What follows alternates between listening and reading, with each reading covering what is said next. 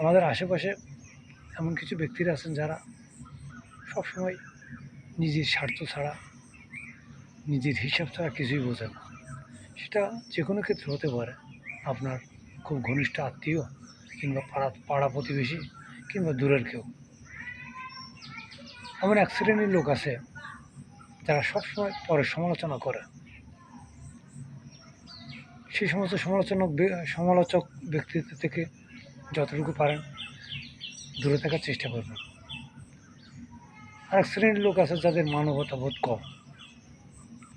এরা মানবতার চাইতে নিজের স্বার্থটাকেই বেশি বড় করে দেখে। ওই সমস্ত ব্যক্তিদের পাশে কখনো দাঁড়াবেন না বা ওদের কথায় কান দেবেন না। এক শ্রেণীর মানুষ আছে সবসময় নেঠা লাগায় বেড়ায়, কিলিক দিয়ে বেড়ায়। আপনি যখন বুঝতে পারবেন যে এই ব্যক্তি এই চরিত্রের লোক, তখন যতটুকু পারেন নিজে সুস্থ থাকার জন্য, ভালো থাকার জন্য ওই সমস্ত ব্যক্তিদের থেকে সবসময় দূরে থাকবেন, তাহলে নিজে ভালো থাকবেন।